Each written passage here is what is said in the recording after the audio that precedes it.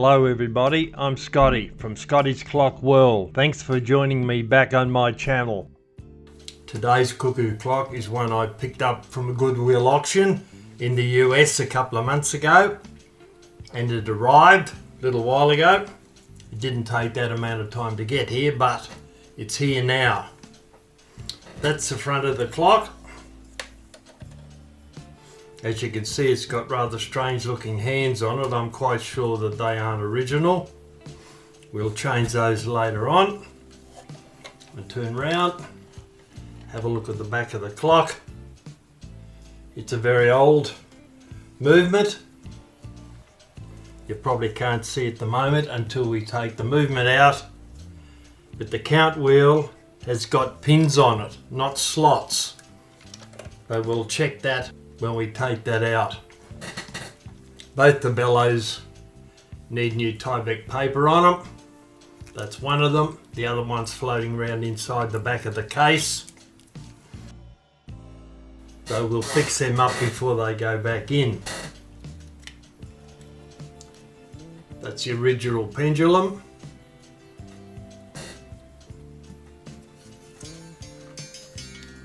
The back of the clock with the gong on it.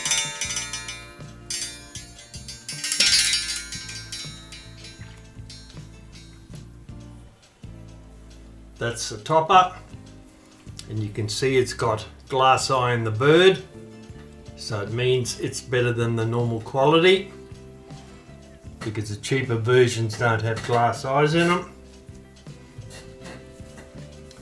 These are the original weight, 1750 grams. You can tell they're original because they haven't got the weight stamped into them or cast into them as ones after the 1970s do. It's an 8-day movement, as you can see. You can easily see that by looking at the size of the links in the chain. Right, we're going to start to take this to pieces now. We'll start off by removing these very strange looking hands, and then we can get to the movement in the back of the case. I've got no idea where those hands came from. A couple of them there, and this one down here, complete with chunk cut out of it so that it will slide and hold, allegedly hold by friction on the cannon pipe. So I have a feeling they'll end up in the bin very quickly. Right, now we can turn the clock over, and I'll put the case on the top of this little wooden block I've got here, because the minute arbor is going to stick into the desk and we don't want that to happen. Alright, first thing we'll do is we'll remove these hooks here that are very tightly in. They've been pulled up very tight. We'll remove those so we can take the chains out. I'll turn that round a bit and get the other camera operating.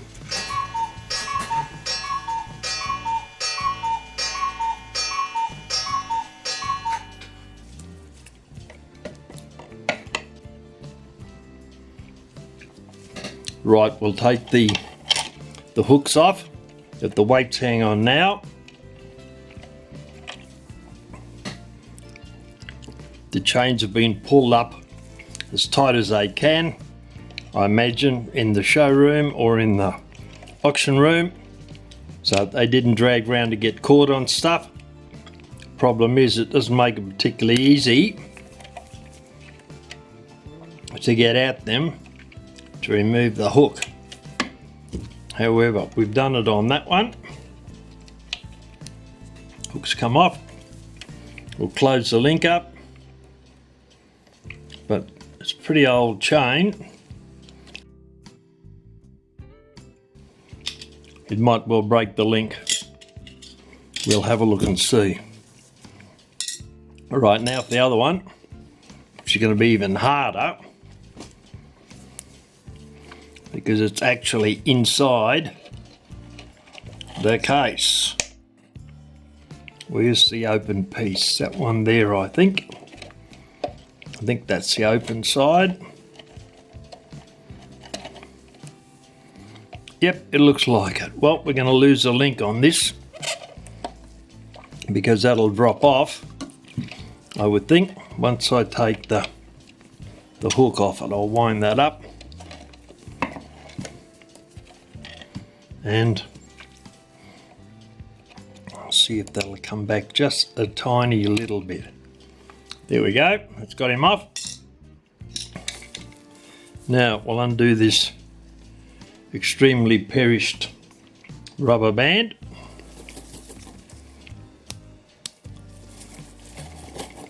And find the other end of the chain, both of them. See if we can find the stop rings that they have on them, or whether they're there or not.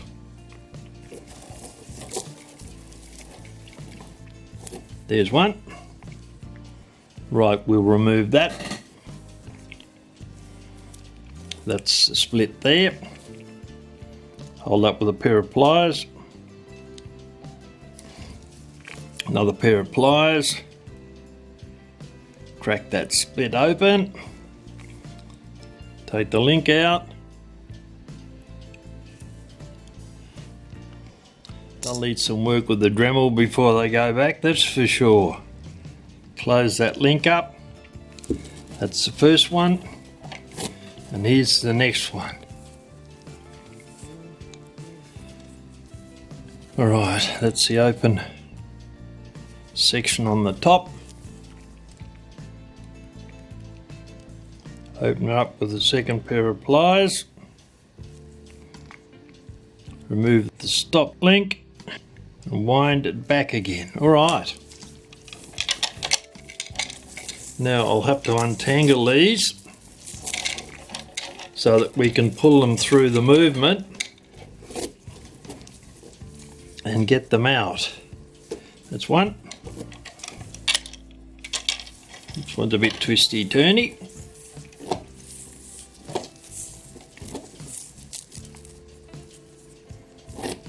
Okay. See if the first one, no, it's caught in the movement. That one came out easy. Right, I'll put that aside. They can do with a bit of a serious clean up, I would say. They'll come up better than that. The other chain's caught in the movement. Probably where I opened the links up on it, I would think. Alright, well, put the case back on our stand so we don't dig the minute arbor into the bench. Now we're going to take out the bellow pipes. The original sign down here, it says this is an 8-day cuckoo clock. It has to be wound up every 8 days. So now you know. Alright. Turn the case on its side and with a small screwdriver we'll take that screw out. It's coming out pretty easy, so we've got to be careful not to drop it. Put that aside, the case back down again, and how's our pipe? Still there, only just. We'll use a tiny little bit of pressure with a screwdriver to pull it off the brad that's holding it in place there. As usual, not easy to get at. There's not a lot of room to move inside these cases, but that should be pretty close. I'll use a larger blade screwdriver and we should get it Yeah, it's still going. Oh, they didn't want that to come off in a hurry, that's for sure.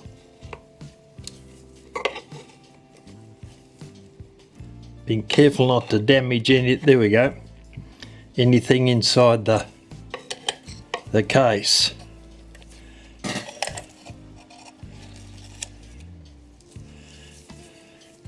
So there's the pipe, complete with tattered paper on it. That's what's all that white powdery stuff in there. It's the top of that case. I've just blown down through the hole there in the top of the bellows, and the pipe is working correctly.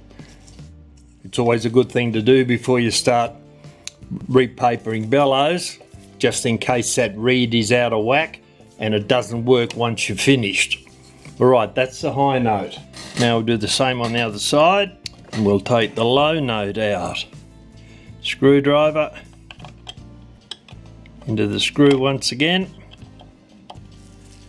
Turn it round.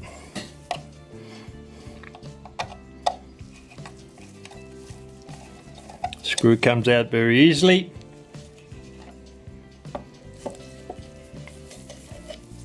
Once again, prise the pipe off very carefully.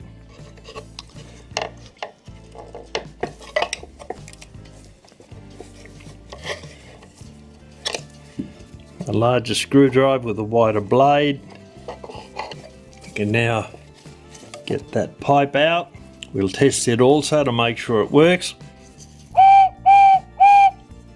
Yep, sounds more like a steam train, but that'll do nicely. Good-o. Put that aside. And we're going to lose this little piece of original paper here. I'll see if I can pull that off initially. It's actually glued on, alright. Because that will tear very, very easily. Put that aside. And there's our movement, or best part of it. Now what we're going to do now is get the top. These are the bellows out, which is still attached to its lift rod. Oop, turn that over. That's now up there, alright. Actually, I'll do this off camera, it'll be a bit easier.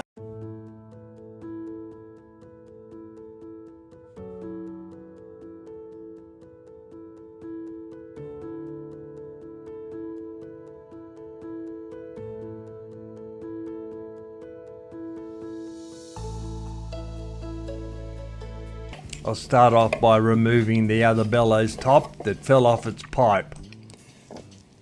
Here we go.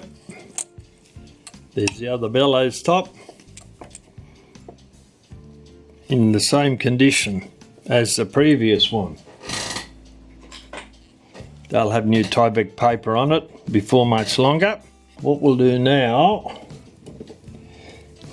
is we'll push these brads through and take them out of the side of the case, so they won't get caught on anything in there now. Push them through.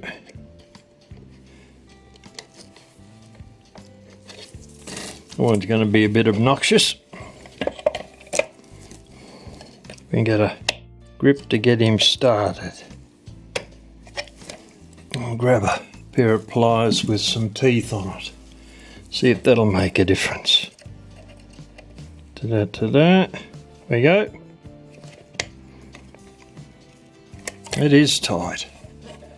That may have to come out. It's very tightly in there, that one. There we go. I think we've started him. Ooh, almost. Tiny bit more. I thought we might have to take it out once we got the movement out of the case, but no, that's all right. There we go. There's the second one. Now, look and see what we've got. We've got 4 screws down there. It's a bit dark and dingy in there, but we've got 4 screws. Turn that on its side and start removing the screws that hold the movement into the case.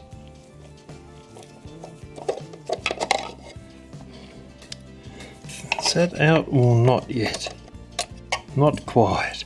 I think it is now. And the next one up the top here. I'll be interested to see who made this. It's a Regula. That case is probably a 34, but I haven't seen plates that look like that before. So we shall see. No, a bit hard to get out. Alright, I'll take the movement out. I'll get those screws out. Right, the movement's loose now. I'll see if I can collect some of the screws. Always comes in handy. A telescopic magnet. You can get down into these things. It's the second one. Third one's fallen out into the case. And the fourth one's going to stay there. Right. Make sure the little bird, the tail of the little bird is down. If it's up, it's going to get caught in the case as we take the movement out. Found out what the problem was. I forgot to unhook the little bird from his door. That's why the movement wasn't coming out. So we'll have another go. Chains out of the road. Little bird's tail. Alright. The case over there. There's our movement, suitably covered in broken down pieces of, I don't know if it's Tyvek paper, but whatever it is, it's certainly bellows paper. Could do with a very good clean. Not that we needed any, but if we need any more proof, yeah, that's that link that I opened. Obviously didn't close it quite enough, and that's why chain's caught. There we go. If we need any more proof that this is an 8-day movement, it's got 4 wheels in it, not 3. 1, 2, 3, 4. Alright, I'll put that down there, and there's our little bird, of course. Is his mouth opening? Lovely. I'll mark that position on the perch in a moment so we know where to put it back. And there's our other screw. See if we can get it this time. Nope. Still being hard to get on with. There we go, it dropped out. I'll put that with the rest. That's all our case screws. And I'll now put the little bird there. He can just sit there for the moment. Actually, I'll put him up that way. It's probably neither way is safer. Alright. I'll leave it very carefully for the moment. I'll pull the chain through the case. Put the chain over there with the other one. They'll both have to be clean. There's our case.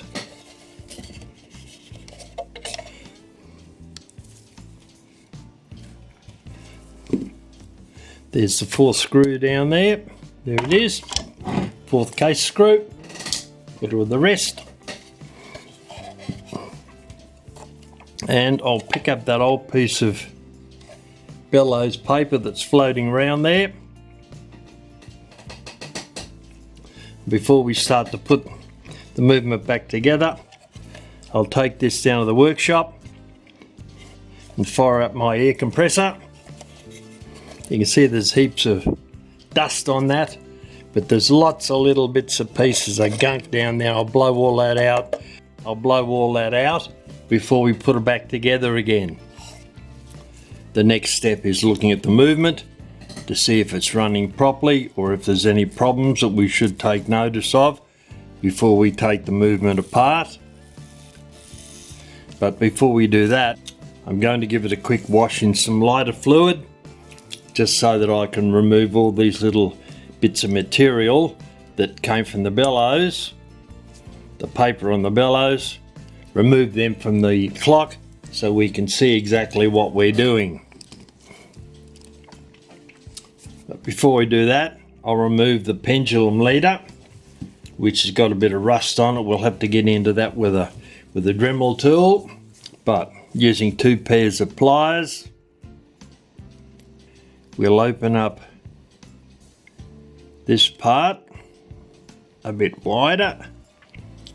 Both of these rings will have to be opened. First one.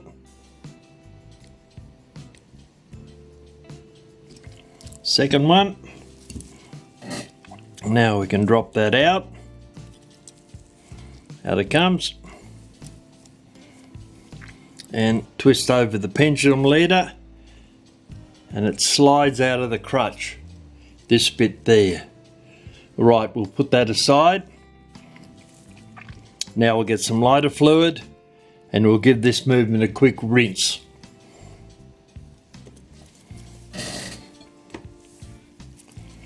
I've removed the little bird from the movement and you can see it's pretty dirty. So I'll give that a clean. Let it soak for a moment in the lighter fluid, and then I'll wipe it down with a Q-tip. In the meantime, I'll get some acid-free paper, put it on the desk here so that we can put the cleaner parts on it. Alright, grab our little bird.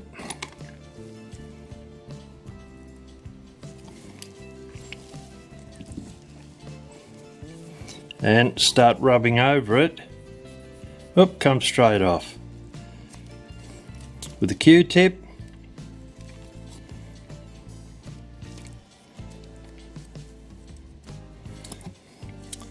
And get rid of a few years worth of dirt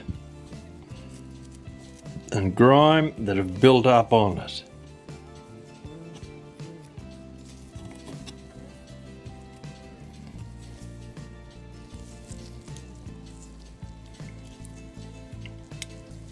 Careful of that little wire. That's the one that opens and closes the door when the cuckoo pops out. A little bit more down there. And that's looking substantially better. I'll get a cloth and clean that now. Wipe it down. Being a bit careful.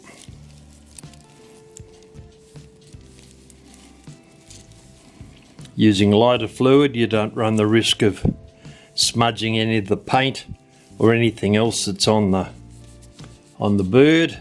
That might happen if you use kerosene or other hydrocarbon products.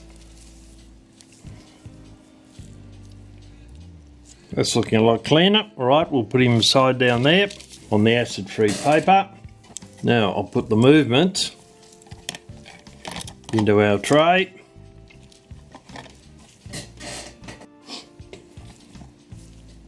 And I'll pour some lighter fluid over the top of it, making sure that we cover it all. I'll take it out and turn it round. Careful of the hammer, so that we can give the front a bit of a wash down.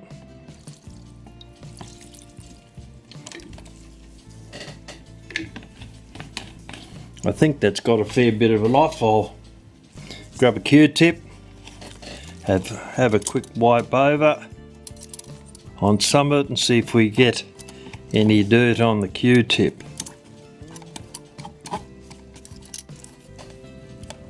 Well, that's looking alright.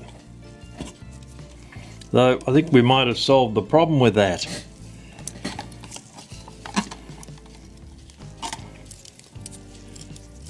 Take it out of the lighter fluid. Give it a couple of shakes. Put it on our acid-free paper. Stand there for a moment. I'll go and get a heat gun and we'll dry off the last little bit of lighter fluid that's still on the movement. Right, we've got our heat gun set up. We'll put it on low.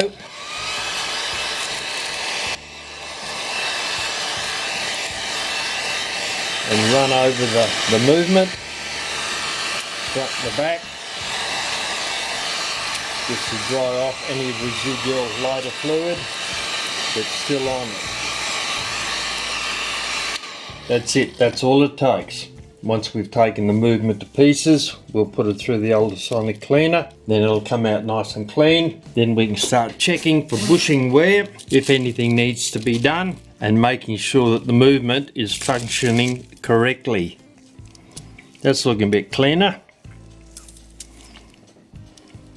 Little bit of Dremel work needed here and there with some rust. Right, we'll have a look and make sure all this is working and see if there's any problems we need to look at once we get it to pieces.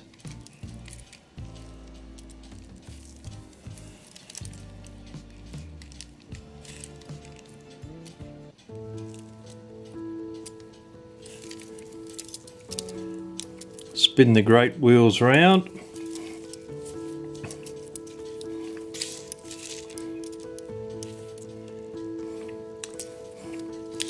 That's the hammer lift wheel down there.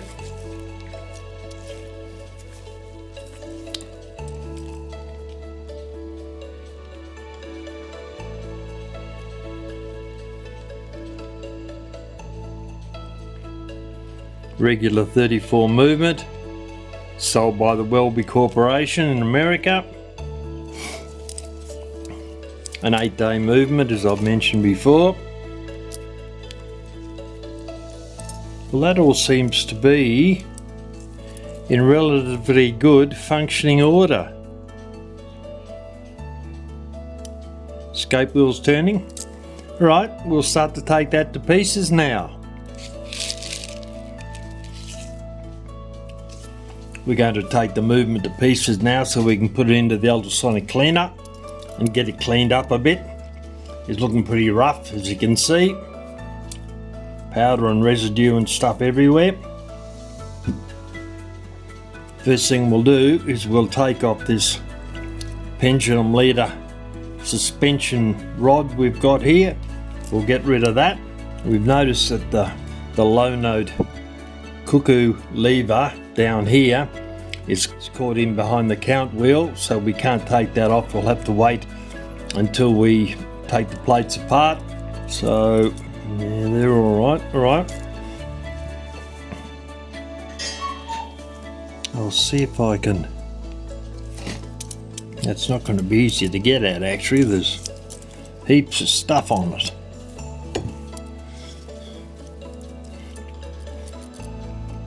Right, I might take that off when we get on the inside.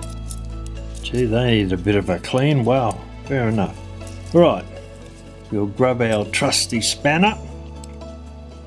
We'll start loosening these nuts off on the pillars.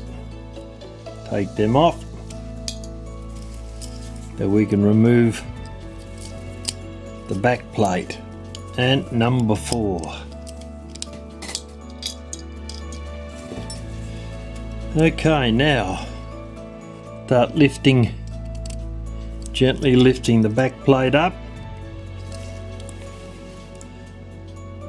Hopefully we'll be able to keep all the wheels in their correct positions.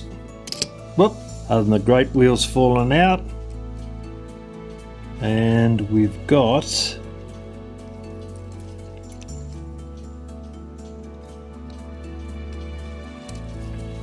it's a crutch that's holding us up at the moment. We'll take that out. There's the movement, I'll put that aside. That's a back plate made in Germany. Welby Corporation. As you can see, in serious need of a very good cleaning.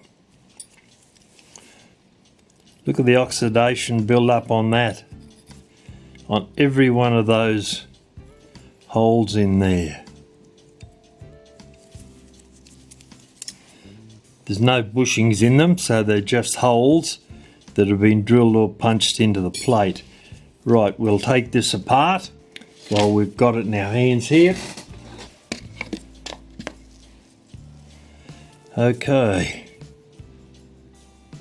that's notes caught on there.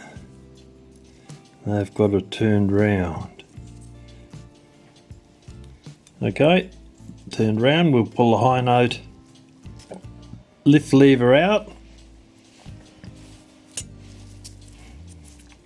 And that is going to require some serious Dremel work. You can see how much oxidization is on that, just scraping it with a pair of tweezers. Alright, now the low note, we can now turn that round. That'll now come out. It's in the same condition. And the hammer lever has got a very fine spring wire that ties off in that hole there. So we'll pull that through. Yep, they've actually looped that over and underneath. Okay, there we go. That's undone it. Pull that up. And then the hammer lever will come out. Wow, serious Dremel work required there.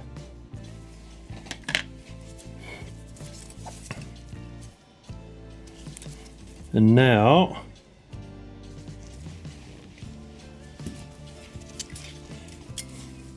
I'll have a look at the count wheel, undo this screw, and hope we can get it. Oh, yeah, that's not too bad. That comes off. Look at the oxidization on that. Alright, there's the plate. Patent applied for, etc. All that sort of stuff.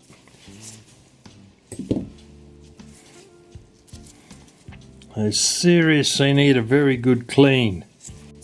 And that amount of oxidization built up there is guaranteed to have added an awesome amount of friction to the movement.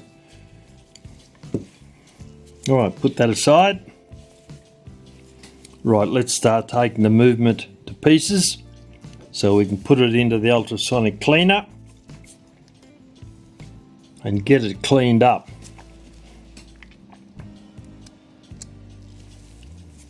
They're the great wheels.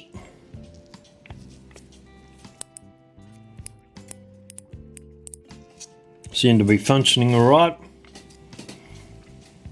Now,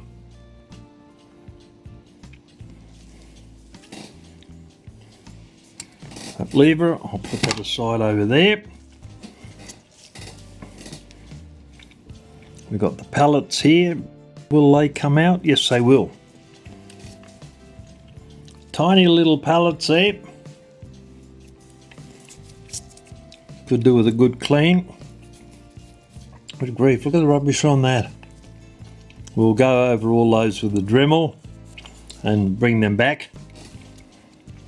I'll start taking the wheels out now. Actually, I'll take that guy off. Has that got a... Alright, put that aside. Now, second wheel on the time side. First wheel. Seems to be alright. Then the escape wheel. Obviously at the top of the train. Wow, we've got some work to do to clean those beasts up, that's for sure.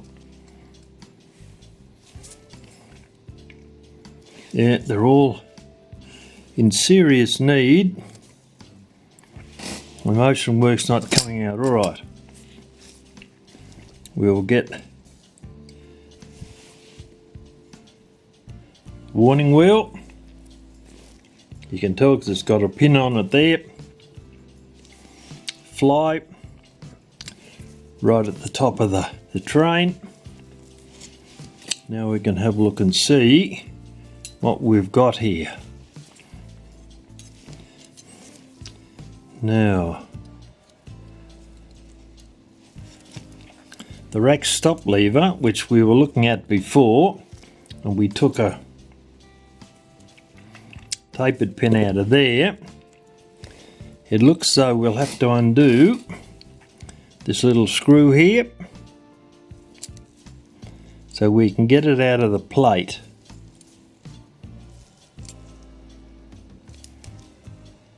Well, it's a bit tight, but anyway, we got him. Slide that off. Now we can slide out the rack stop lever. Well, in theory we can. We can get a little bit of a start up here with it, with all the crap that it's got in there around it. It should. Oh, there we go. Another one off. Pop that back on there for a moment so I know where that comes from. Let's see what else we've got.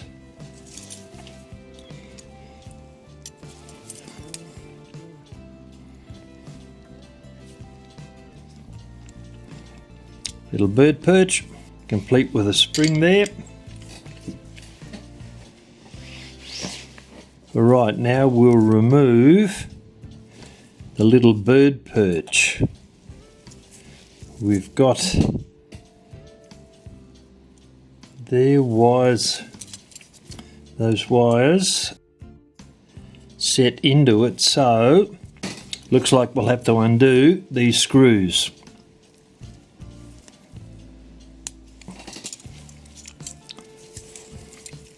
Like everything else, they're pretty seriously in here. All the oxidization and crap on them, I can't even turn that round. Right, I'll go up to a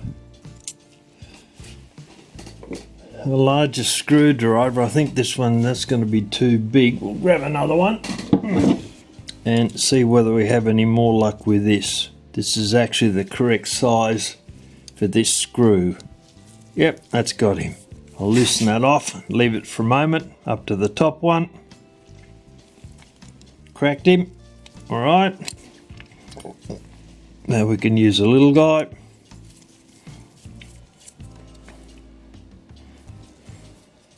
Got a washer underneath, so we'll be careful not to lose that. Back to the top again.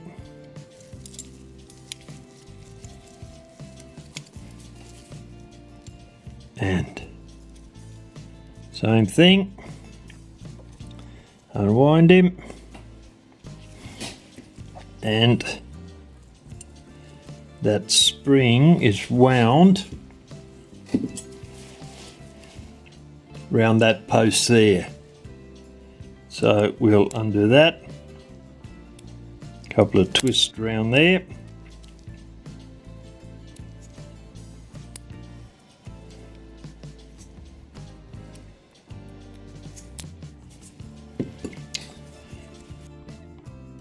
Tweezers might give us a go. Alright, that's got him off. Oh, there's a little bird's perch. Not in too bad a shape. Bit of rust down there we'll clean up. Well, we will be able to get that bit of brass off so we can clean that, the ultrasonic. And we're getting relatively down to the bottom.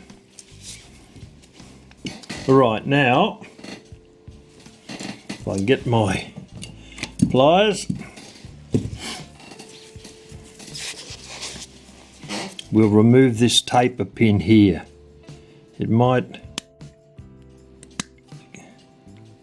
gee, it is tight. That's got him. Take it out. They'll all be replaced. We'll throw them out in a moment. We'll take this lever off.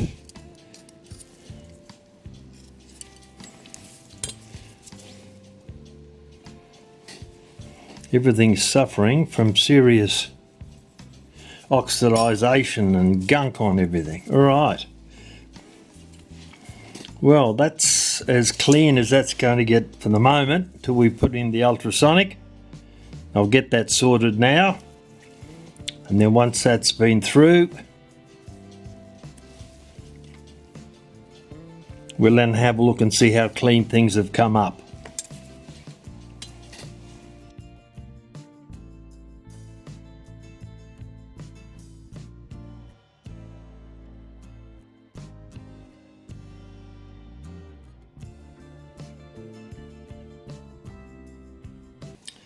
The movement parts have all come back from the ultrasonic cleaner, and as you can see, they're seriously cleaner than they were when they went in.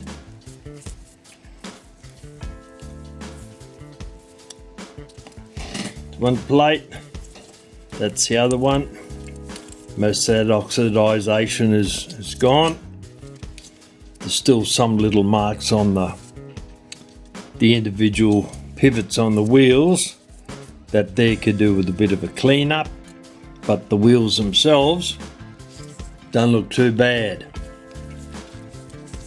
However, we're going to have to peg out both the plates, make sure the holes in them are clean, and some of the pivots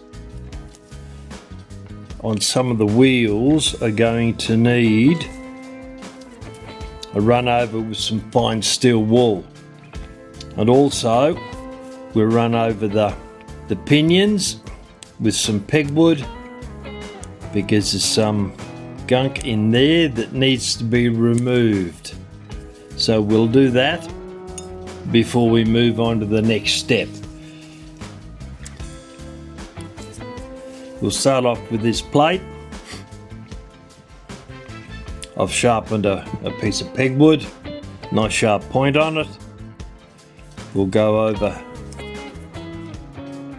every hole in the plate that has a pivot or a piece that runs through it, and run some pegwood. It's pretty clean actually. Into every hole and get them all cleaned out before we start to put the movement back together again. And that one there. They've come up pretty well actually. There's virtually nothing on the pegwood. A couple more here. And that guy there. Spin it around. I think that they're a bit bigger. That's where the hammer lever goes. The low note lift lever for the bellows, and that's a high note lever. Goes in there. We'll spin the plate over. It's pretty clean. Right, we'll run over the other side. Make sure everything is clean.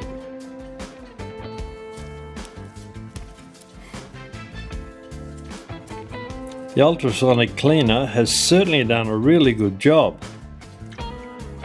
These plates are excellent compared to what condition they went in.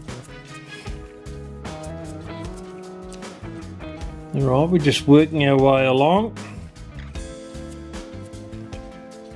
Checking every one of the holes in the plate.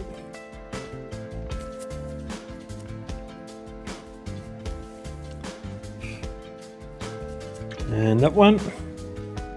And that one. And I think we got one more to go there. And we'll turn it round. We'll run in the other side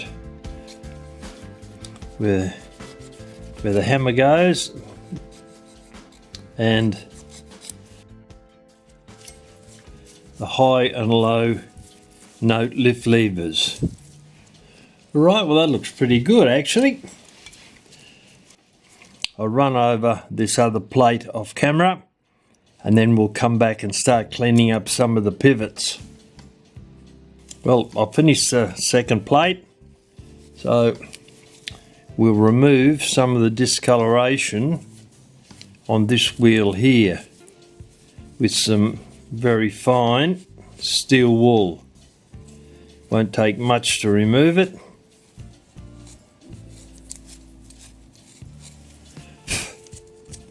And that looks a lot better. How are we going on the other side? Yeah, that looks alright. I'll just check that piece. Nope, alright, that looks good. Now the escape wheel has got a little bit of discoloration up here, so we'll run over the arbor and the pivot with our steel wool. That's looking better.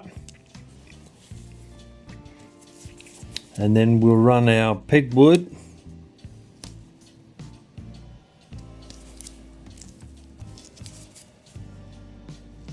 into the pinion at the back. Little bit of rust in there, but that's really hard to get out. A Dremel won't catch that. That won't go deep enough. But we're removing a reasonable amount of it. With the pegwood, you can see it's getting discolored on the end.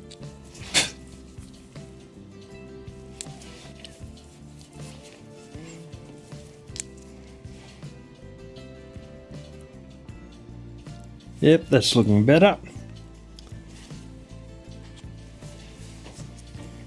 Down to the second wheel, have a look and see. We'll do the same thing with the arbor and the pivot. Hold it tightly in some very fine steel wool and spin the wheel round.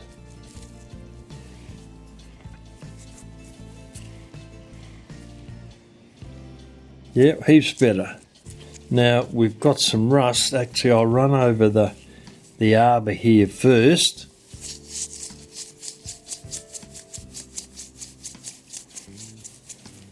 Clean that up a bit, which it has.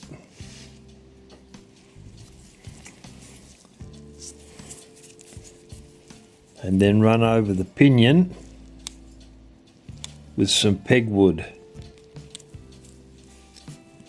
Got a bit of rust in there, but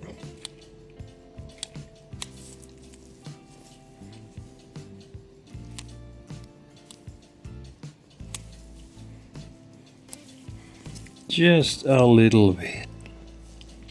Look at the first wheel, see what we've got.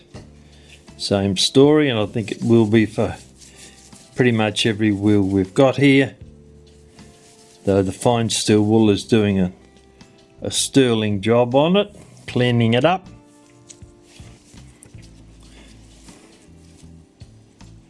Check the pinion.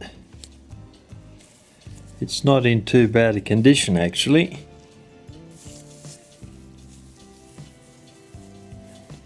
Pivot on the other side.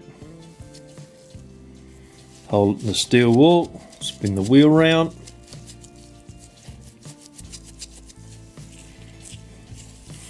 We've got a little bit of discoloration on that wheel there, so I'll run over that a little bit, and everything is gradually getting cleaner. That's looking better. Minute wheel.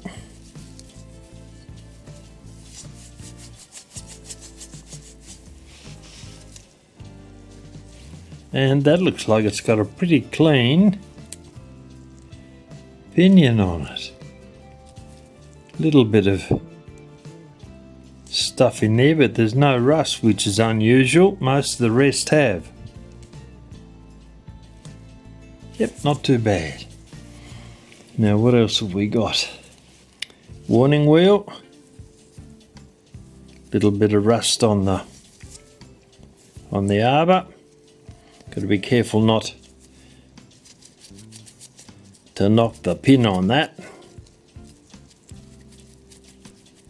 Spin it round. Comes up rather nicely.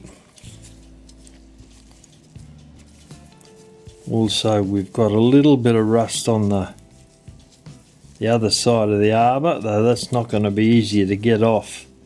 We've got to be very careful of that pin there.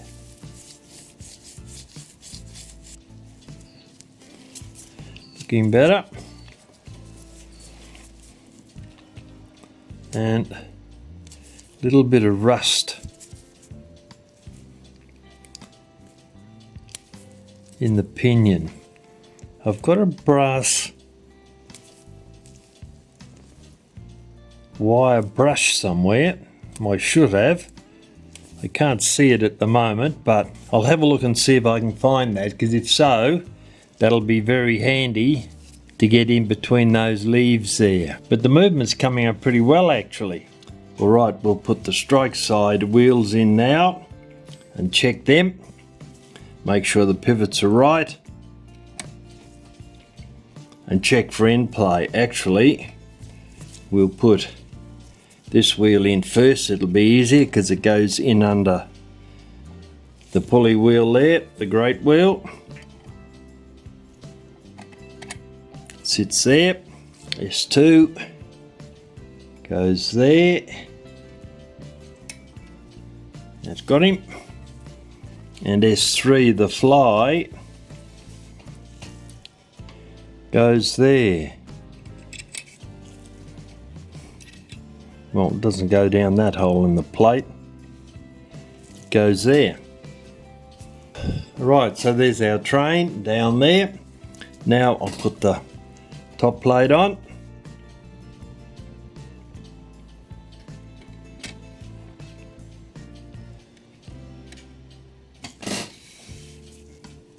Align the posts with the holes in the top plate.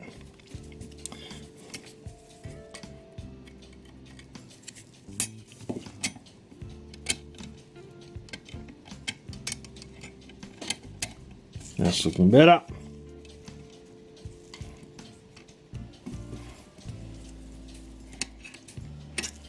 Alright, it's got that. I'll put a nut on this post over here, lightly, just to hold it so the plate doesn't lift. I'll do the same this end up here, because they've fallen into place, we might as well take advantage of it. Now back to the side we're working on.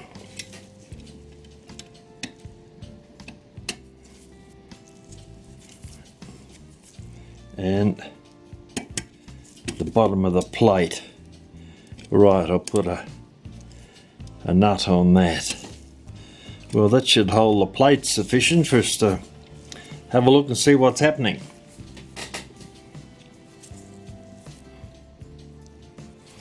Alright.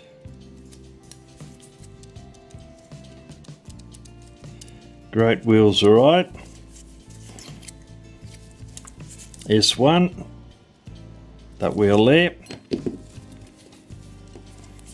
S2, we've got to put the pivot in, which is pretty close to there, I reckon. Okay, S2 goes almost there, but not quite. Actually, I'll put the fly in. Flies tend to have a slightly longer pivot on them. So you might have to put the fly in first before you finish putting your wheels lower down the train. Alright, we've got that for the moment. Let's see what we've got. They're all in properly, spinning nicely in the train.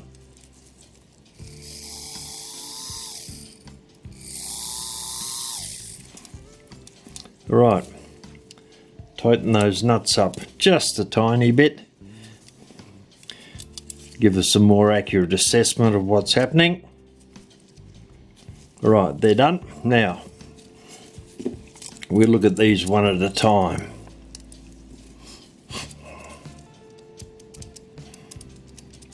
Great wheel. Yeah, got end play. Alright. S1. Moving backwards and forwards. That one's alright. S2. The warning wheel with the pin on it there and the maintenance cam on it there. S3.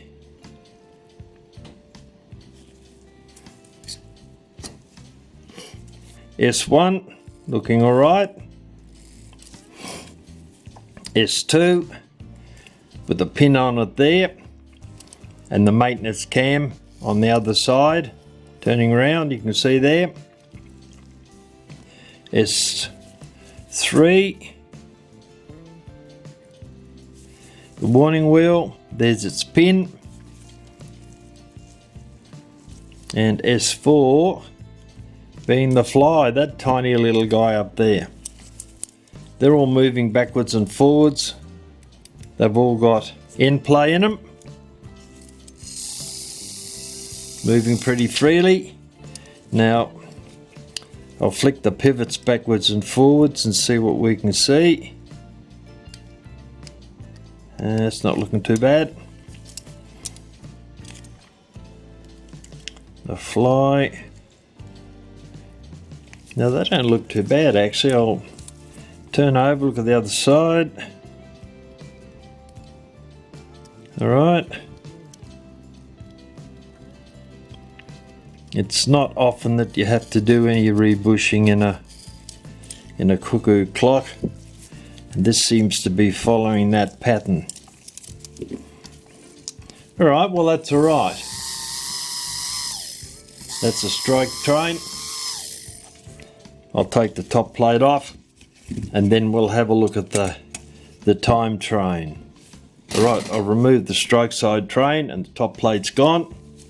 Now we'll put in the time train. Before I put in the great wheel, I'll put the first wheel in, which goes there. And the great wheel sits on top of that. A lot easier to get it in that way. And the second wheel, pinion down, because it's driven by that wheel there. Then the escape wheel, pinion up, top plate on.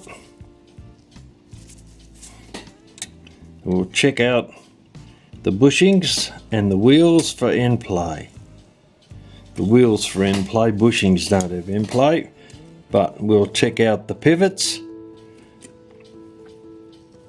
and see how they align, and then we'll check the end play. That's one. I'll put a nut up there. I think it's, yep, half a turnal. Well, it's probably all we'll get on that. That'll do it for the moment.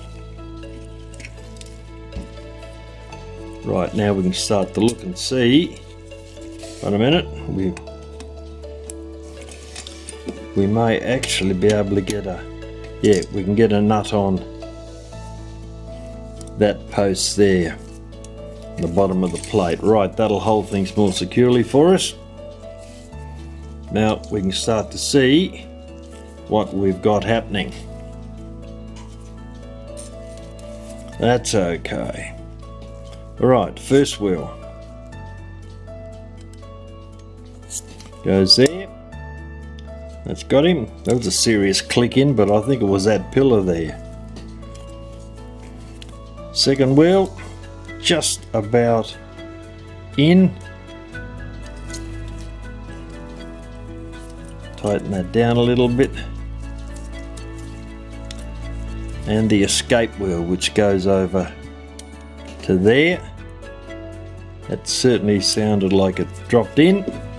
Right, put a nut on that pillar, wind it down a little bit, have a look and see what we've got.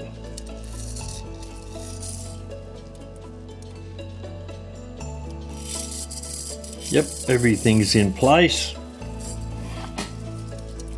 in the correct orientation. I'll tighten these nuts down just a little bit so we get a true reading on what's happening.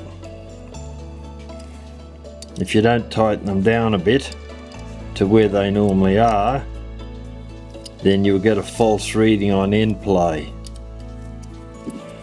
Alright, let's see what we got.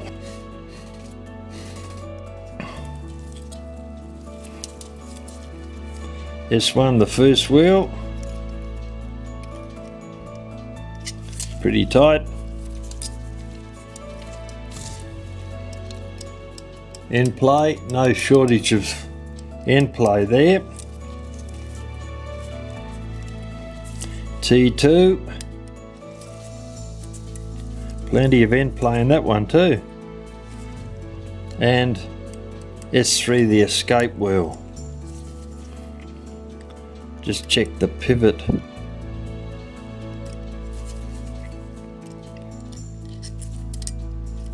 Now they look pretty good. It's not often that you have to replace or actually put bushings into a cuckoo clock movement, and we don't have to today. No, they look alright. But there we go, you can see them spinning nice and freely. Alright, so next step is put the movement together.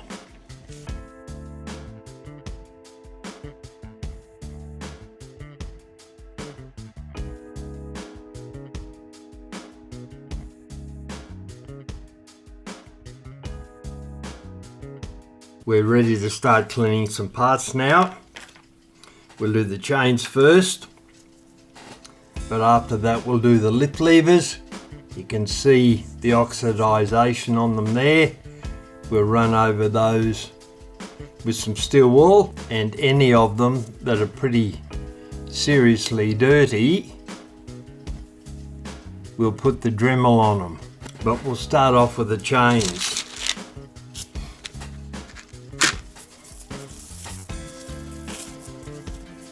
First one, a nice big chain. It's an 8-day movement, a Regula 34. So how we'll clean the chains, I'll find the end of it. Then we're going to pull it through a scourer pad, and that'll remove heaps of the corrosion on the outside of the chain. So we hold the scourer pad relatively tightly together, and then pull the chain through it slowly, and we'll find that heaps of that oxidization has been removed. Got a kink in it there.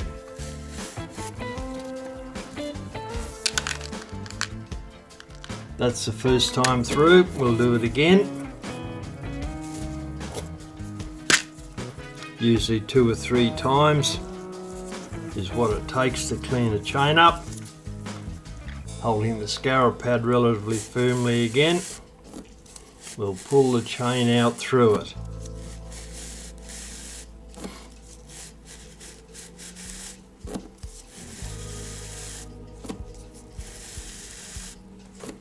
Doesn't look too bad. Now, close up, see what we've got.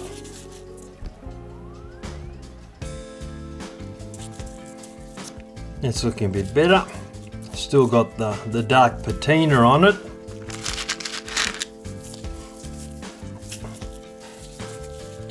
But you can see it's a lot cleaner than this one that hasn't gone through yet. The rust, etc. that's come off, it's on the gloves there. That's looking a lot better than it was. We don't want to clean it up 100%. That's quite sufficient. Because if we go any further and bring the brass out more, then we'll lose all the patina on the chains. We don't want the chains to look brand new. We want them to reflect the age of the clock.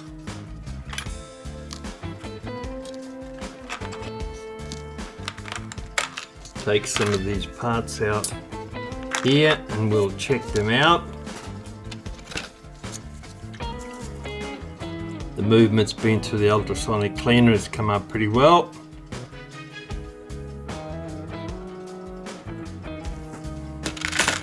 So now we're going to look at the levers, lift levers and otherwise. This is a pendulum hanger. We'll start off with that. You can see the rust on it. We'll use 4/0, which is the lightest grade of steel wool. We don't want to scratch the bluing on it. Hold it in our finger, turn it round. Little bit of rust on the thread down there. And then backwards and forwards on this end. Clean it up. It doesn't require a Dremel, it's not too bad.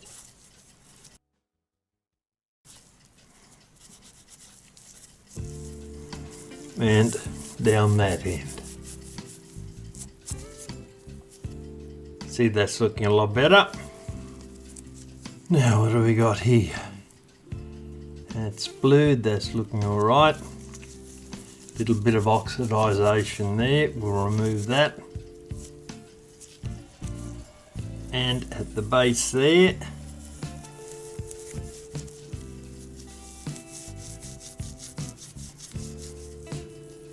and we'll run over this post here, get that cleaned up. It's looking a lot better. And that little brass nut there could do with a little bit of a shine up, I would recommend.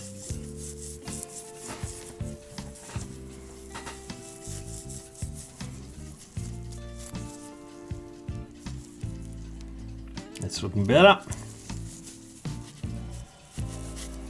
Got the oxidization off there.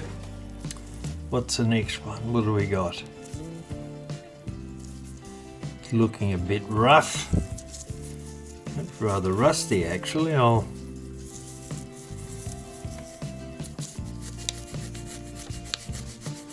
give that a... Seems to have done the job, got rid of it. Thought we might have to go up to heavier grade steel wool, but this 4/0 seems to be doing pretty well. Run over that piece there.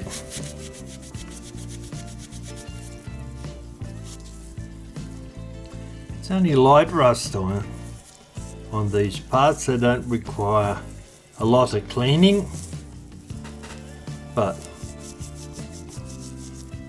while we've got the movement apart, we'll get in and clean them. And a little bit on there.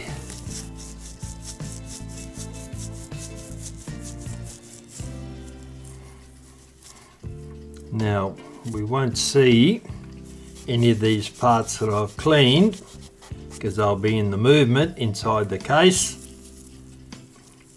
But that's no reason just to throw them in again and leave them dirty. We'll clean them up because we'll know that they haven't been cleaned even if no one else does. And a little bit on there.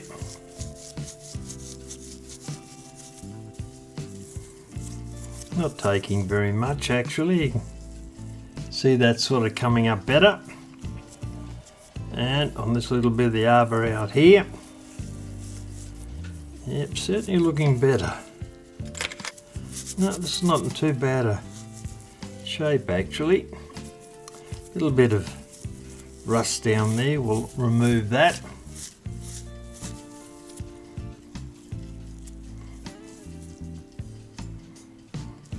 Rack stop lever. And I'll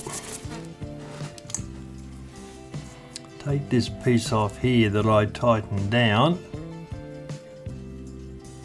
so I knew that it went back on that pillar there.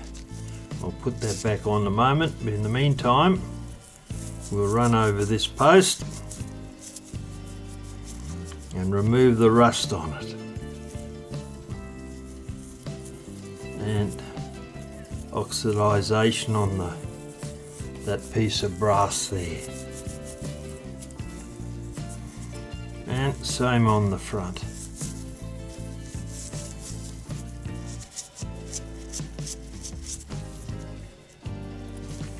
A little bit of rust there, I'll remove that.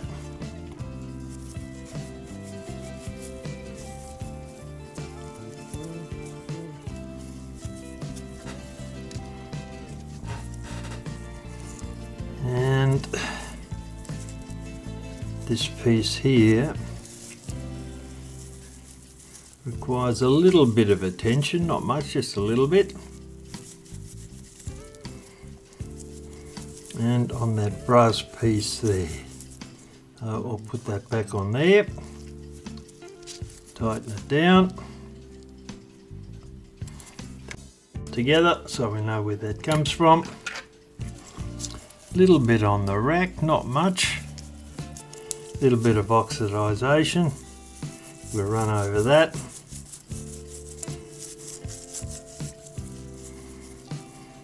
That's removing it all right.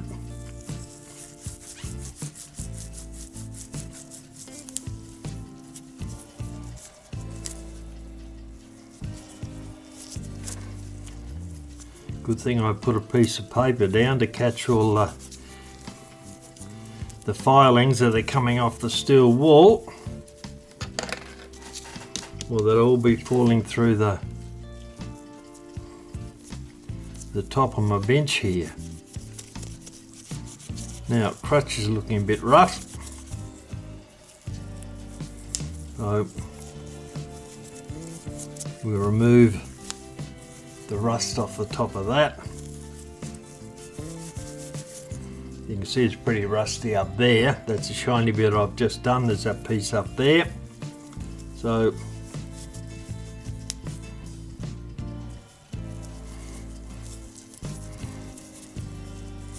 we'll run in under there. It's not easy to get at actually. I don't want to damage that pivot on the end. So I'll have to be pretty careful with that. Almost ready for a new bit of steel wool, I think. Just holding up. We'll change that soon. Right, see what else we've got.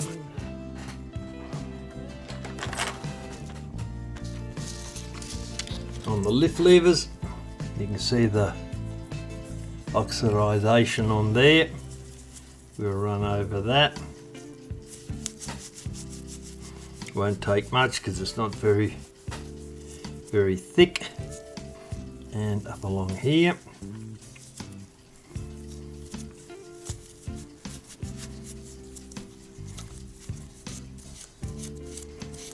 These lip levers aren't so easy to clean because I've got these couple of pins on them here that work on the star wheel. That's that piece there. Alright, what have we got here? Hammer's not too bad. Little bit of spring wire there, we'll have to replace that. That's not going to last very long.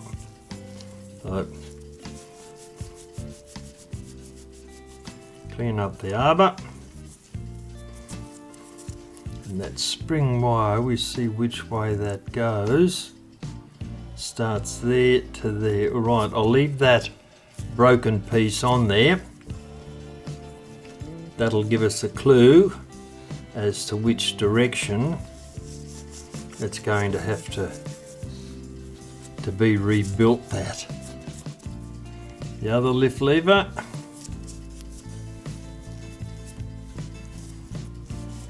Quick run over that.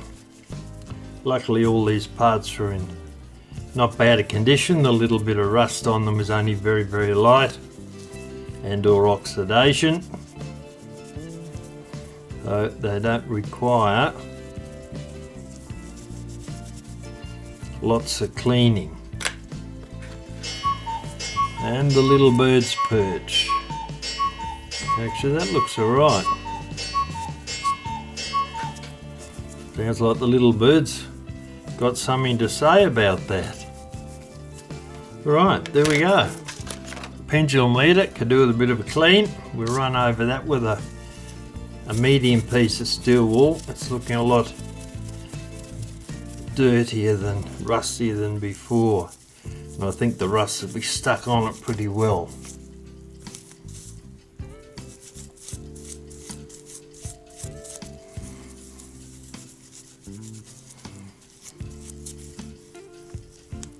Being careful not to bend it out of shape.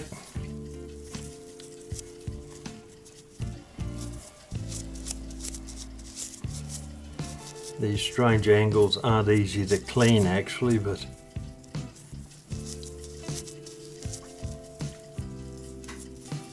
we're getting there.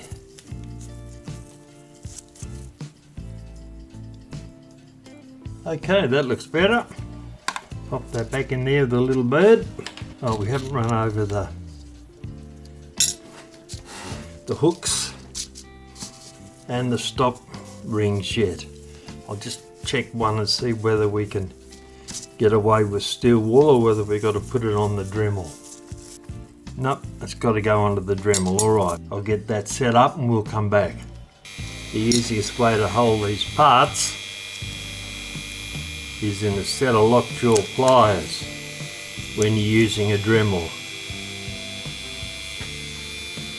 Holds them securely and it doesn't cut the end off your gloves.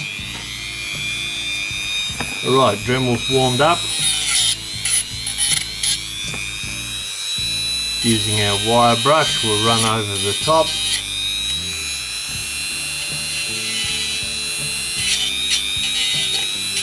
Down along the side. Turn it over.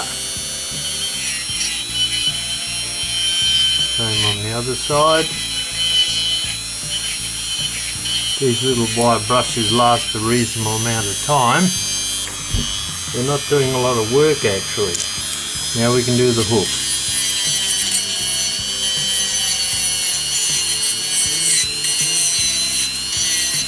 Turn him over. Do the other side.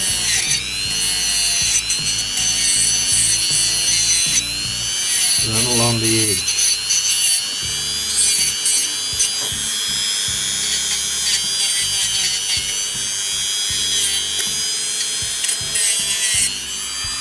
That's looking not too bad.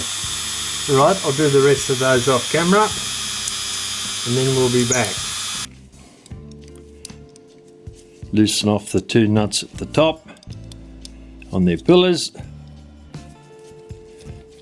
so that we can fit the pallets and the crutch in. It slides in there and goes into that hole there.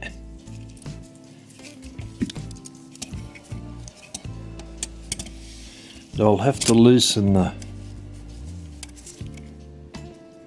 the nuts a little bit more because I'm going to have to bring this top plate up sufficiently to get that pivot there inside that hole without doing any damage to it. So We might have to start putting some of these wheels back in again in a moment. I'll loosen the other two nuts down the bottom, give us a little bit more room for movement. Now lift the top plate up sufficiently to get that pivot in under there. Just about. There we go, we've lifted it up, everything else has fallen out, so it doesn't matter. We had them right before, so if we can do it once, we can do it again. And now, yep, that'll hold. Put them there. Too early to put any nuts on the top, so we'll dive back in here again and see what we got. Okay, first wheel, time side.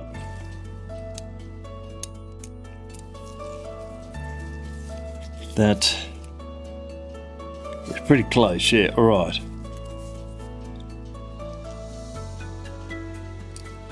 Escape wheel, second wheel, and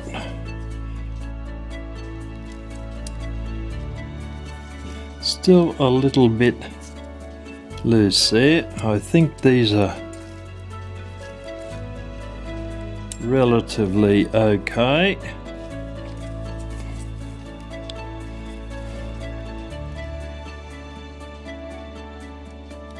Scope wheel, there we go.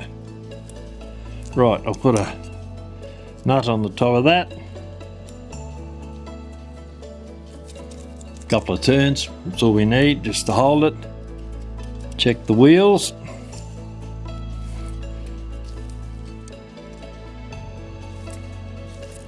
They all seem to be in okay. Okay, now over the other side. First wheel.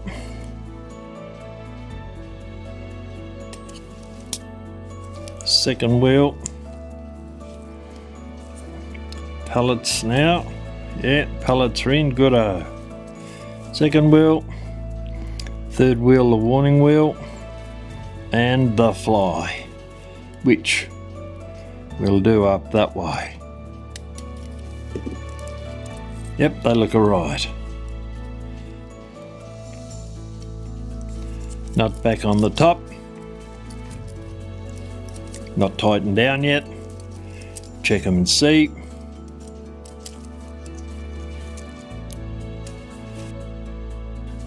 Turn around, do it that way.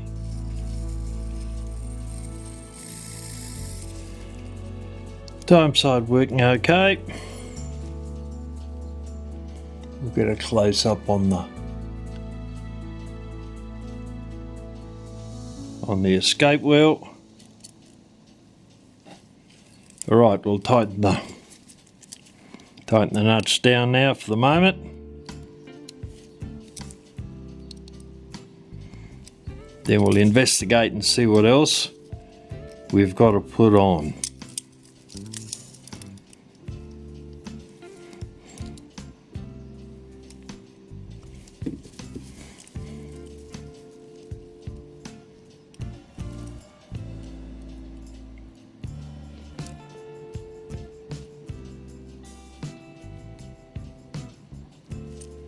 The escape wheel's turning. Right.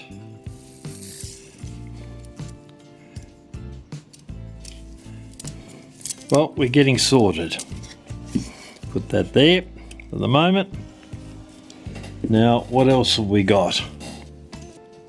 Actually, what we'll do is we'll put some of the levers on, I think, if I can find them after I cleaned them the other day. There we are. Two bellows lift levers. Our count wheel is going to go there, which we'll tie down later on. Now the hammer. And we've actually got a broken spring on that. I'll change that spring before we put that in.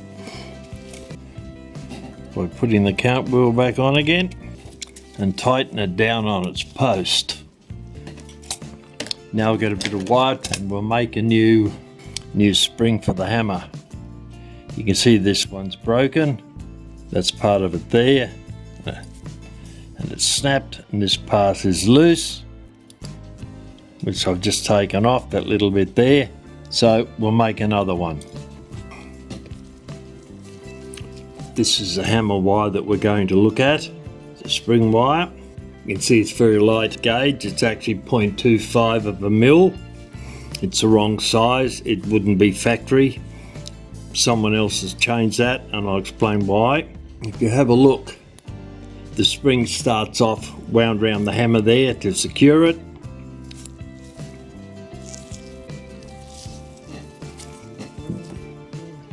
And then there's 6 coils wound round the arbor there.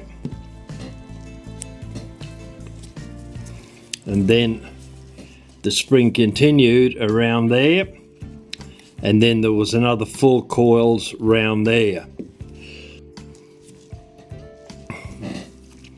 Now the reason there was so many coils on there was because this wire is not strong enough to do its job. It's probably all the guy had in stock, so he used it and put extra coils on it. The size wire we use for springs is 28 gauge, which is that there, 28 gauge brass wire. It's 0.32 mil in diameter, measured with a micrometer or with a vernier.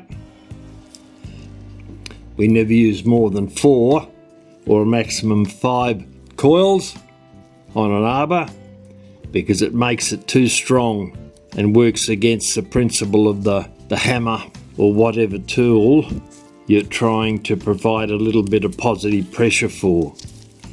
So we'll take off this old spring initially. It's pretty ratty, it's falling to pieces anyway, so off it comes. Then the last little bit, put those in the bin. There's the pieces there. Okay, so I'll cut a piece of our 28 gauge wire.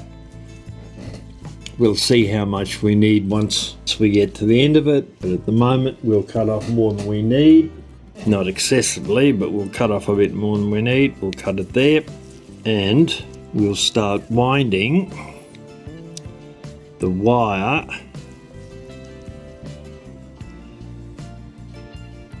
four times around the hammer lever there. I'll flick the end up and we'll cut that off with a pair of cutters like so, and then push the end down so that it's nice and flat and doesn't catch on anything. Right, so we slide the wire up underneath the arbor. Now we want 1, keeping them tight, 2, 3, 4 coils, you can see there, and then we'll drop the last little piece of the wire down under that lever there and bend it round and make sure that that's sufficient, because that piece there has to be hung on the side of one of the plates. So I'll undo that now, it's got a bend in it, and we'll put the hammer into the movement. You'll see people online with a drill or a nail or something like so, and holding a piece of wire there, turning the drill on and getting a lovely little nice neat tube of wire. The only problem is you can't use that in a clock because it always has to be wound round an arbor, and there's wheels and pivots and posts and stuff coming out, and you can't just slide it on. So they've all got to be done in situ. Right, now we'll just check to make sure that we've got sufficient wire there. It looks a little bit short to me, but I'll check it and see. And if it's too short, well, we'll do it again, and that's easy enough done. The end of the new spring we've just made goes into that tiny little hole in there. Another way to remove slight rust off the hooks and stop rings, etc.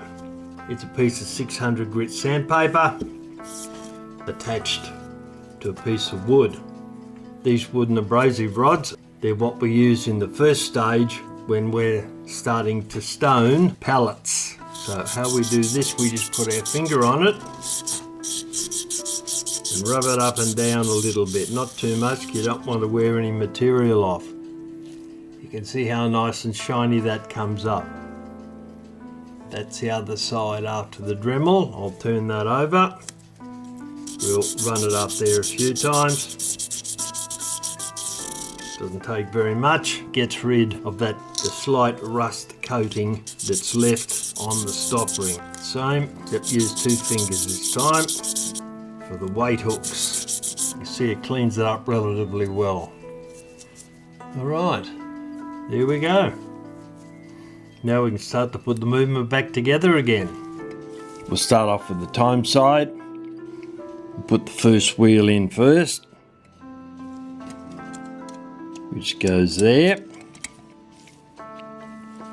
Now we can put the great wheel over the top. It's got him. Second wheel goes there.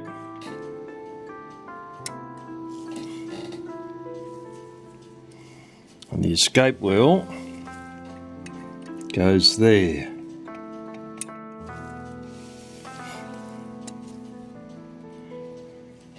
That wheel slides in under there.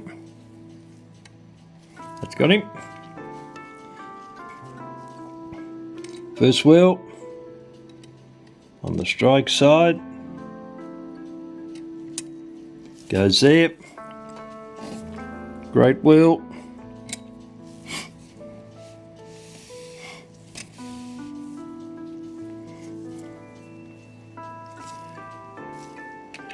Warning wheel goes in that hole there.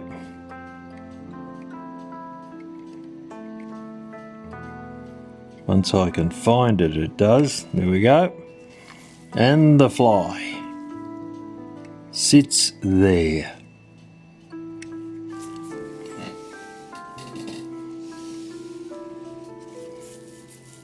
The other 3 pieces that are left here on our foam block go on the front of the movement, the rack and snail section. In the meantime, we'll put the top plate on. That's got him. Almost.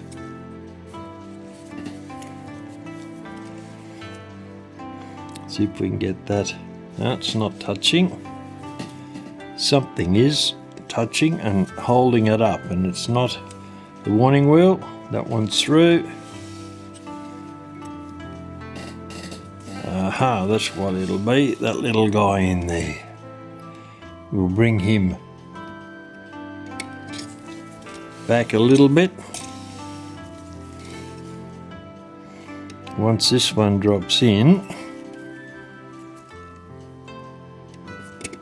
we'll be able to get a couple of nuts on the pillars. I'll put a nut on this pillar down here. Hold the 2 plates together.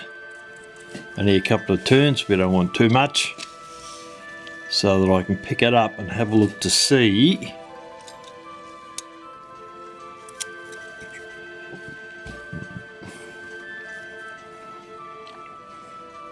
what's holding. It's better, and nope, still a little bit tight. That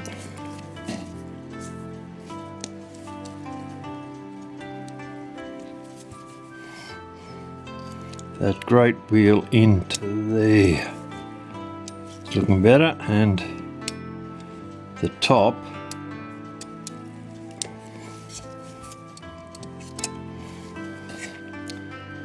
the plate's still not quite going in. Alright, that's right, that's right. Guy there's not touching. Aha, there we go, that's a bit better. I'll put a nut on that, couple of tiny little turns, not very much, so that we can now pick up the movement and have a look and see what we got. That's alright. The first wheel, second wheel goes into a hole in there, and the escape wheel goes into there. Okay, that's got the time side done. I'll put a nut on that.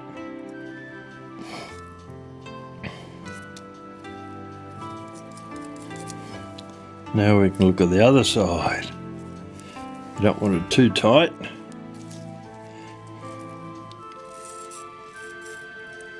Time side's running nice and smoothly. Now, back to the strike side, see what we got. That's there. Great wheel. First wheel. Second wheel has to go over there. Almost there, not quite. Very, very close. Down a little bit. There we go, you heard him drop in. Second wheel. Third wheel, the warning wheel. But before we do that, we'll put the fly in. Because the fly on a lot of movements tends to have a slightly longer pivot on them. They're very easily broken off. Now, it's our spring there, that's right. Well, we haven't got, we're not turning there, so something's not right. First wheel. Second wheel. The fly is out of its hole. There we go, that's got it. What do we got? Here we go. Put a nut on the pillar there.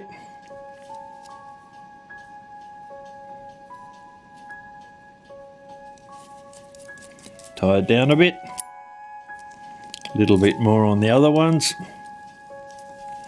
so that we can have a look and test it. At this stage, we don't want to snap any pivots. Right, let's have a look at the time side. Turning the great wheel. That's looking nice and fluid. Lovely. Now, strike side.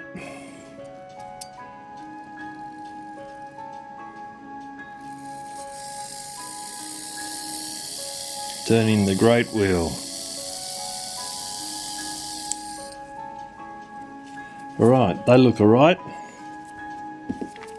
No dramas with the pivots, so I'll tighten those 4 nuts down. One was a bit loose.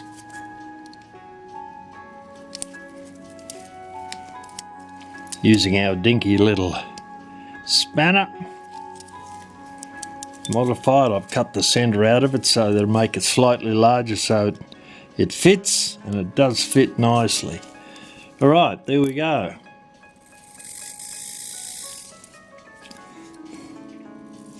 They're looking okay. Have a look at the other side, make sure everything's right. Right, let's start putting some parts on the other side of the movement now. Start off with the minute wheel down there, then we'll put the snail on.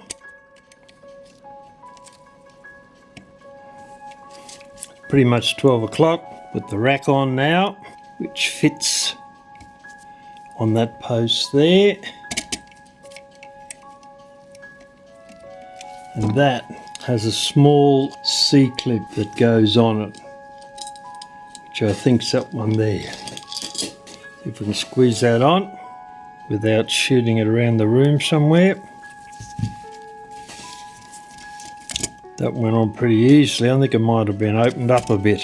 We'll tighten that down a little bit. Is that? Yep, it's going to stay there. It's not going to come off. Okay. Now the rack stop lever goes up here, except that I have to take this piece off here first and then mount it in there. And then we have to put this piece on, then push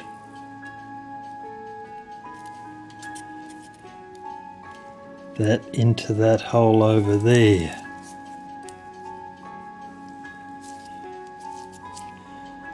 Pair of tweezers. There we go. We'll bring that up and over to there in a moment, but in the meantime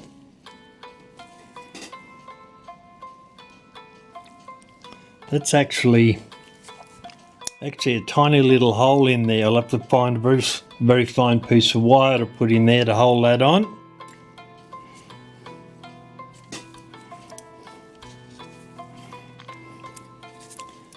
And then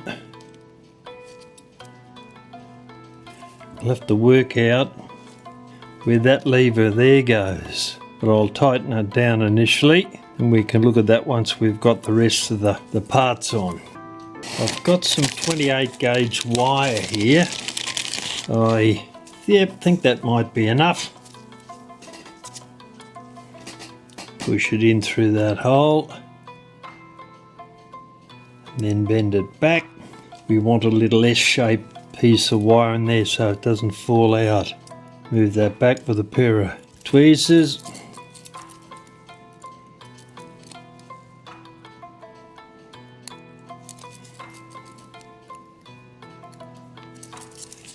Okay, it's a little bit long. I'll cut a little bit off that. Let's see if I can get into it.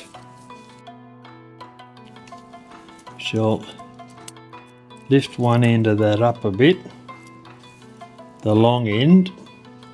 I'll pop the top off that, and then the other end I'll wind around the other side and pick it up with a pair of tweezers, bring it up again, and it's not too bad, but you take a tiny bit off. Right, rack stop lever's been fixed now, so we'll put the washer and the circlip on the minute wheel and hold them in place. I'll use a broader pair of tweezers to put the circlip on. There we go, that's got it.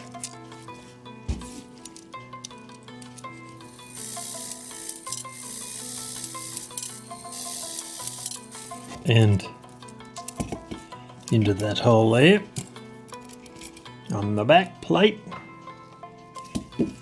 Right, now how are we going to attach this guy so he doesn't come out?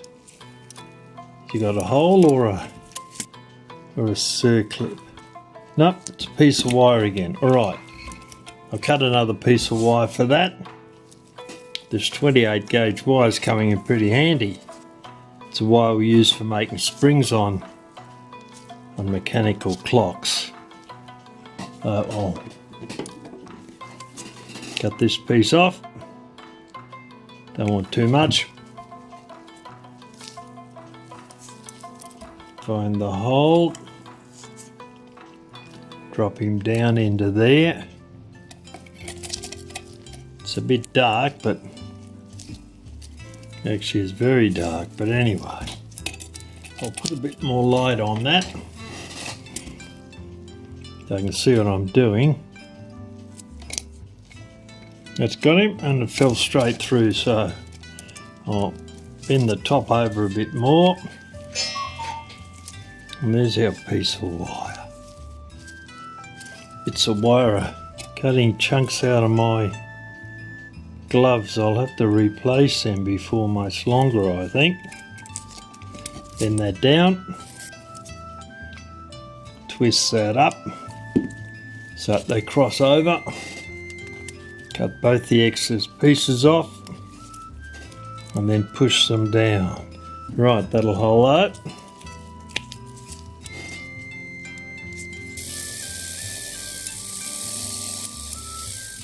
See what we got here. Get the minute arbor turning. Yep, I think that just needs some oil to work smoothly. I checked the going side train of this 8-day Cuckoo clock on our test stand and it worked pretty well. So after that it was time to check the strike side and see how that's working. And I found that it wasn't working at all and there was a couple of problems. The rack stop lever seemed to be catching in under here, just above the gathering pallet there, and once the rack stop lever had dropped down under the rack, the striking continued, it didn't stop. So that meant that the pin on the warning wheel here wasn't catching on that piece of the rack stop lever just there. It continued to run and had to be cleaned up.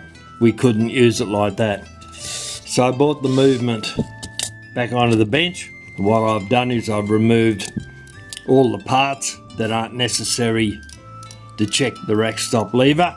You'll notice there's no pallets and crutch in the movement, and the pendulum leader has been removed.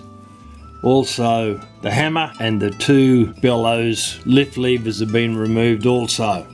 And then over the front I've left on the rack stop lever, the lift lever that lifts on the back of those little lugs on the back of the minute arbor that turn round and activate the rack and snail. They've been left on. So everything else has been removed. A, because they're not necessary, and B, it's a lot easier to see what we're doing if we've got a lot less equipment in the road. I'll put this nut on the minute arbor so we can turn the minute arbor round. It saves putting the hands on, and you'll notice once we do that it's obviously the half hour because the rack stop lever has come up one tooth. So I'll continue to turn that, and then I'll start turning the great wheel down here, and there it goes. It's stopped. So before I do that again, I'll explain what I did. I had to take the rack stop lever off. I had to bend that lug in there, just there, down a tiny little bit, so that the pin on the warning wheel would catch on it. Prior to that, it was just sliding underneath that, and that's why the movement kept striking, because that pin, it wasn't being arrested by that piece on the rack stop lever. Also, I found that the pin on the gathering pallet, just there, was still inside, only just, but still inside one of the teeth on the rack. So it meant that when I turned the hands to the next striking mode, the rack couldn't fall down, it couldn't drop, because it was caught on that pin there on the gathering pallet. So that has now been all adjusted. We can see the gathering pallet turning, the rack moving up every time it's a strike, and then the rack stop lever falls down under the base of the rack here. The pin on the warning wheel has been arrested by that lever there on the rack stop lever, and the pin on the gathering pallet is now away from the teeth on the rack. So that means that that is now working. That took a little bit of working out. The easy part was getting the warning wheel pin to be arrested. The tricky part was realigning the rack stop lever to the same shape, or very close to the same shape it was in when it came out of the factory. And then once we did that, it didn't rub on this side of the plate. And before, this edge here was sometimes dropping down onto that edge of the gathering pallet.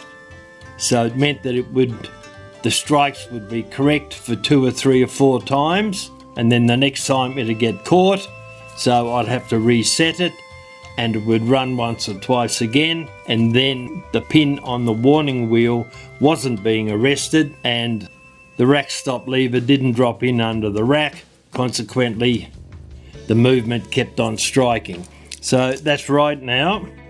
So what I've got to do now is put the movement all back together again, and then I'll put it up on the test stand, and we'll check it out there.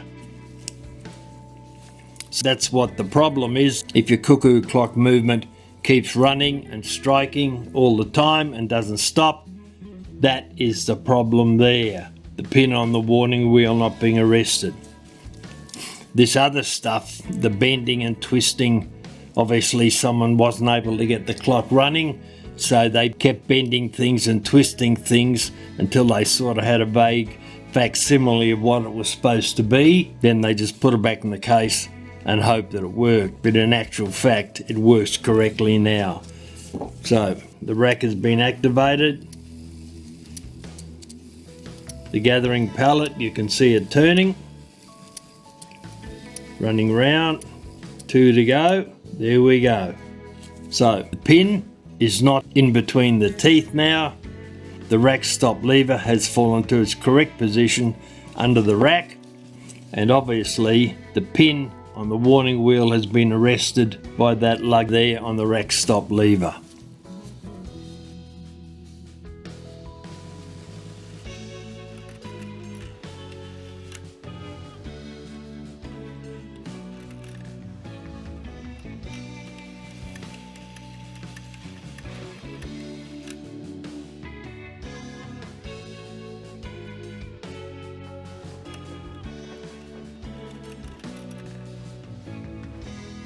This is the movement on a test stand that I made. I'm running it to test the going side at the moment, and it seems to be working pretty well. So tomorrow I'll get on and check the strike side train. This clip shows the rack stop lever running on because it hasn't been arrested by the pin on the warning wheel. This clip shows the rack stop lever working correctly.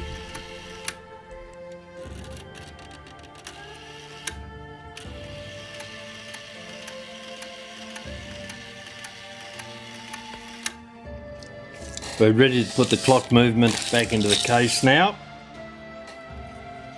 The last thing we do before we do that, we've got to put the little bird back in his perch. I'll loosen that screw a little bit and slide him onto his perch. Not quite loose enough yet. There we go. Now, I very cleverly put a black texture mark on the black pole, so I'm not sure where he goes, but we'll find out as soon as we get him close to his door. Right, that'll do us for the moment. There's our case. Put the movement back into there. We'll undo the package here that's got all the chains in it so they didn't get tied up or tied into knots. We'll take them out. Still a bit tight.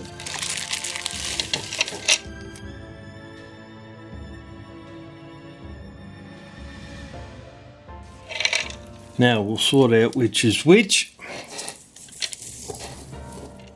And then we'll put them in through the holes in the bottom of the case.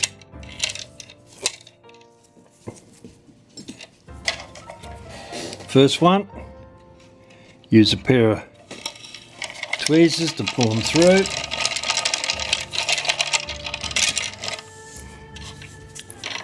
And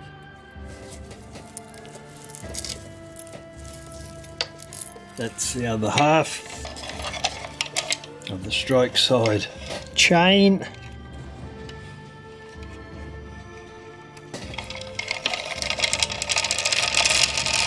Comes out there. Time side chain. First chain.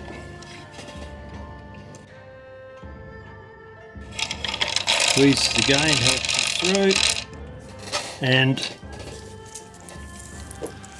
the other side of the chain. Out of the road. Drop that down a bit more. Oh, nearly got it anyway. There we go. Right, they're all pulled through. Let gravity work for us. They can pull them down. Now very carefully, so we don't hurt the little bird. Bend the movement and drop it into place. Bit of a tight fit there, but we will, in actual fact, manage to get it in there. Alright, well, I'll align that. A screw holding screwdriver as usual. Push it down, get a start. Put it into the first one. I'll tighten that down just a little bit with a proper screwdriver, a regular one. It'll give us a hole there. Now, next one. I think that's... Actually, I'll put it in the one here with the... that had the dentist probe in it. That's got him. Get the next one aligned.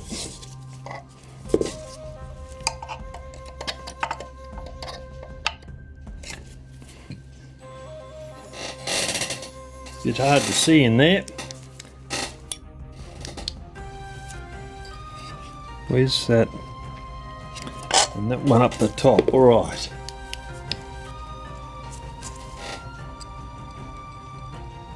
Screw goes into there. It's got it. Loosen the screwdriver. Move the case up a little bit to give us a shade more light, I hope. And then check for the last hole, which appears to be there. Remove the screwdriver. Now, using a longer blade screwdriver to make it easier, we'll tighten up the screws that hold the movement into the case. It's 2, 3, and the 4th one. Now we're going to check to see if the little bird's in the right position. Open the door at the front.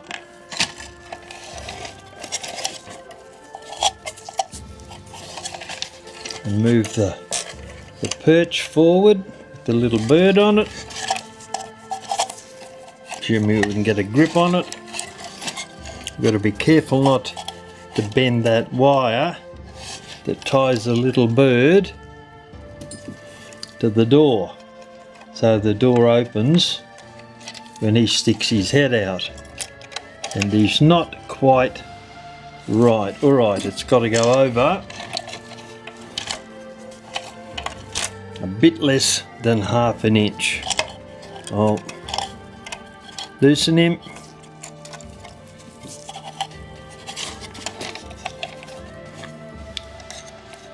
and not particularly easy to do in there actually. I'll get that brought back. I'll do this off camera, it'll be a lot easier. It's a lot easier if I align the brad first. Now I'll tighten the screw down,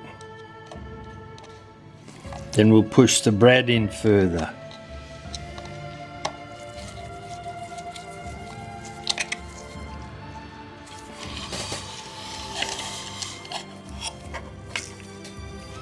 That'll hold the bellows in the correct position.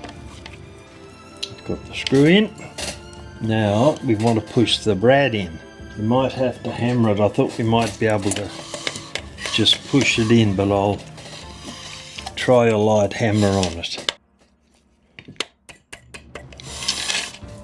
It doesn't particularly want to go in. Unfortunately, it doesn't have any choice. Seems to be a rather long brad, but it's the one that came with it, so I'll get a clamp to put on the pipe to hold it in place so it doesn't move. While we look at sorting out this, I don't think I've got any smaller brads actually to put in. That's seriously a long brad. I don't know why they'd want one quite as long as that in there, but no, it's not going to push. It's going to have to be hammered in. It's a lot easier if you're going to line the brad into the brad hole first.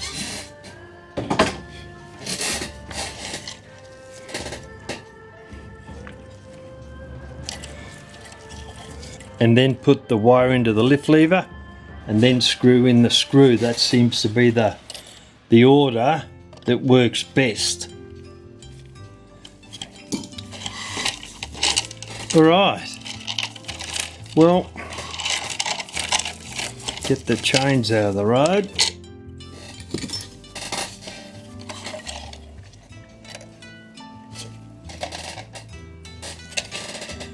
There's our movement back in the case.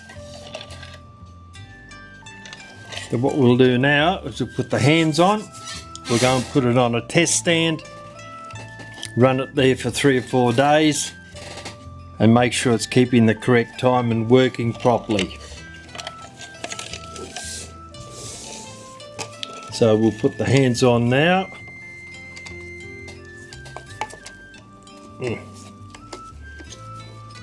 Take these couple of nuts off. Put them into our dish so we don't lose them. Get our hands. These horrible looking things were the hands that came with the clock. Obviously they're not original. So we'll put a new set of hands on. Put our hand on first. I don't know what the time is. We'll call it 3 o'clock and that'll do us for a moment.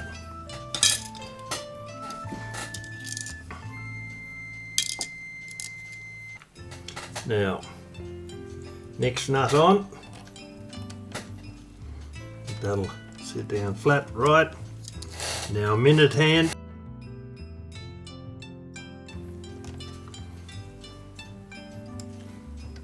And a knurl nut over the top of that. Not very easy to see when you're all fingers and thumbs. Alright, we don't know what the time is, but I'll put it there initially. Tighten it down a little bit. Right, I'm going to put that on test stand now.